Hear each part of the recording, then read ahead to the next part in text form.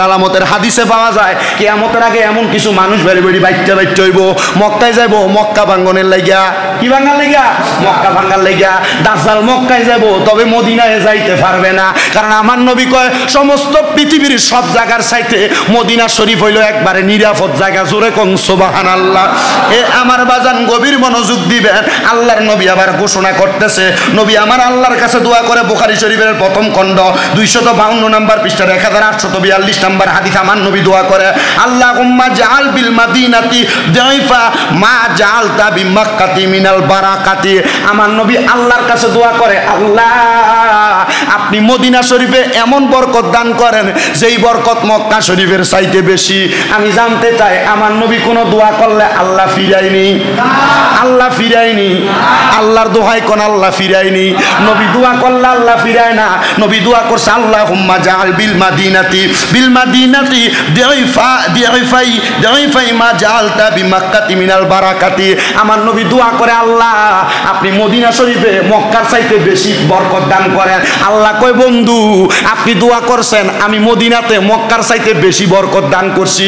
মক্কায় গেলে যে সওয়াব হইব, মদিনায় গেলে তার চাইতে বেশি সওয়াব হইব। আমার নবী কয়, শোনো রে উম্মতের দলেরা।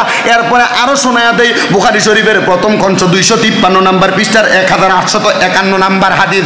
আমার নবী কয়, ক্বালা রাসূলুল্লাহ সাল্লাল্লাহু আলাইহি সাল্লাম, আল্লাহুম্মা হাব্বিবি ইলাইনাল মাদিনাতি কা হুব্বিনা মাক্কাতা আউস আসাদ্দা। আমার নবী আল্লাহর কাছে দোয়া করে, হে আল্লাহ আপনি মদিনা শরীফকে আমাদের নিকট প্রিয় বানাইয়া দেন, যেমন মক্কা শরীফকে আমাদের কাছে প্রিয় বানাইয়া দিয়েছেন। আমার নবী আবার দোয়া করে, আল্লাহুম্মা বারিক লানা ফি সাইনা ওয়া মুদ্দিনা ওয়া সহিহা লানা ওয়া আনকুল হুম্মাহা ইলাল জুহফাতি। আল্লাহর নবী আল্লাহর কাছে দোয়া করে, হে আল্লাহ আপনি আমাদেরকে সোয়া এবং মুদ দ্বারা ফল ফলাদি বালা বালা যে মজার ফল, এই ফল ফলাদির মধ্যে বরকত দান করেন। আল্লাহ কয়, বরকত দিলাম। এই সোয়া এবং মুদ ফল হলো খেজুর, দামি দামি খেজুর। দেখবেন মদিনাতে এমন অনেক বড় বড় খেজুর আছে যেটি দানা নাই, এটি সোয়ার মুদ ফল কয়। সুবহানাল্লাহ কোন। আল্লাহর নবী কয়, উম্মত শুধু তাই নয় রে, শোনো হযরত ওমর রাদিয়াল্লাহু তাআলা আনহু দোয়া করে আল্লাহর কাছে। হযরত ওমর দোয়া করে, আল্লাহুম্মা রযুকনি শাহাদাতা ফি সাবিলিকা। সুবহানাল্লাহ কোন না। হযরত ওমর দোয়া করে, আল্লাহ আপনি আমার শাহাদাত দিবেন তো দিবেন, আপনার কাছে আমি দোয়া করতেছি। আল্লাহুম্মা রযুকনি শাহাদাতা ফি সাবিলিকা ওয়া জাআল মাউতি ফি বালাদি রাসূলিকা।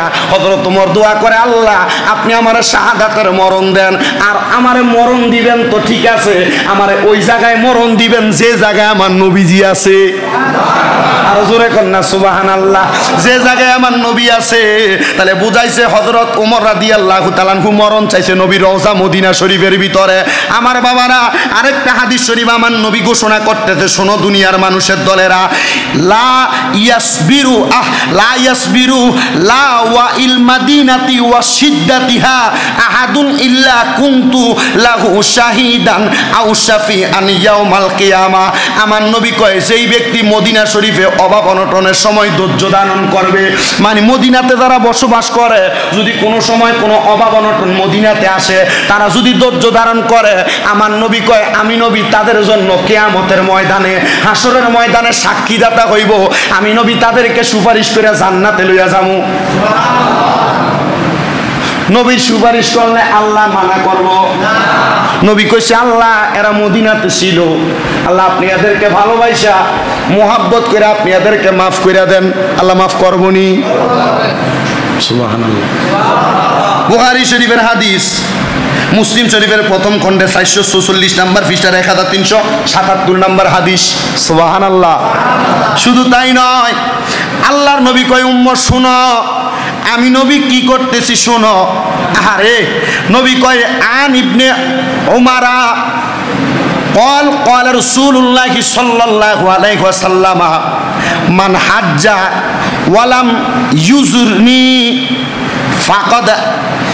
ফাকাদ জাফানি। আল্লাহর নবী কয়, দুনিয়ার মানুষ শোনো, যে ব্যক্তি হজ করলো কিন্তু আমার রওজা জিয়ারত করলো না, সে আমার সাথে অসৌজন্যমূলক আচরণ করলো, খারাপ আচরণ করলো। দুইজন মানুষ এখানে দাঁড়ায় আছে, আপনি এখান দিয়ে যাচ্ছেন, আমার সাথে মুসাফা করলেন, অমুকের সাথে করলেন না। একজনের লগে মুসাফা করার কারণে আরেকজনের সাথে না করার কারণে যার সাথে করেন নাই তার মনে কষ্ট আসেনি?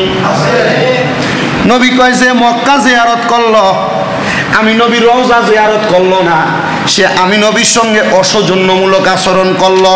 হ্যাঁ, আল্লাহর হাবিব কয় শোনো রে দুনিয়ার মানুষ, আমি নবী ঘোষণা করলাম, মান জারানি মুতাআম্মিদান কানা ফি জাওয়ারি ইয়াউমাল কিয়ামা, যে ব্যক্তি স্বেচ্ছায় আমার জিয়ারত করবে, মানে কেউ তারে বলে নাই তবু আমি নবীর রওজা জিয়ারত করবে, আমি নবী বললাম কিয়ামতের সময় সেই ব্যক্তি আমি নবীর পাশে থাকবে। কিয়ামত যদি সমস্ত পৃথিবীর উল্টায়া দেয়, আমার নবী যে জায়গায় জায়গার কোনো ক্ষতি হবে নি। তাহলে আমরা যদি নবীর সঙ্গে থাকি আমরার ক্ষতি হবে নি। যে ব্যক্তি নবীর রওজা জিয়ারত করবে, আমার নবী ঘোষণা করেন ওই ব্যক্তি আমি নবীর সঙ্গে কিয়ামতের সময় থাকবে, তাই না? নবী আমার কয়বার শোনো উম্মত, মান সাকানাল মাদিনাতা ওয়া সাবারা আলা বালাইহা কুনতু লাহু শাহিদা ওয়া শাফিয়ান ইয়াউমাল কিয়ামা, যে ব্যক্তি মদিনা শরীফে বসবাস করবে এবং বিপদ আপদের সময়ে ধৈর্য ধারণ করবে, কিয়ামতের দিন তার জন্য সাক্ষী এবং সুপারিশকারী আমি নবী হব। শুধু তাই নয়, ওমাম মাতা ফি আহাদিল হারামাইনি বাসাহুল্লাহু মিনাল আমিনিনা ইয়াউমাল কিয়ামা, শুনো যে ব্যক্তি মক্কা এবং মদিনা দুই হারামের মাঝখানে দুইটা জায়গার মধ্যবর্তী যে কোনো জায়গায় মরব, কিয়ামতের দিন আল্লাহ তাকে নিরাপদ ব্যক্তিদের অন্তর্ভুক্ত করে উঠাইব, যারা কোনো কষ্ট পাবে না। কিয়ামতের দিন আপনারাই তো জানেন, মানুষের মাথার অল্প কাছাকাছি একবারে সূর্যটা থাকবে, মানুষ গামের সাগরে সাঁতার কাটবে, কিন্তু কেউ যদি মক্কার মদিনা শরীফের কোনো জায়গায় মারা যায়, মরে না, হজ করতে গেলে অনেক, মক্কার মদিনায় কোনো জায়গায় মারা যায়, আমার আল্লাহ তাআলা এদেরকে মক্কা এবং মদিনার দুই জায়গার কোনো জায়গায় মারা গেলে এদেরকে নিরাপদ ব্যক্তিদের অন্তর্ভুক্ত করব। হযরত উমর কয়, জগৎবাসী শুনে নাও, আমার নবীজির জবান মোবারকে আমি উমর বলতে শুনেছি। আরে নবীজি কি বলেন শুনে নেন।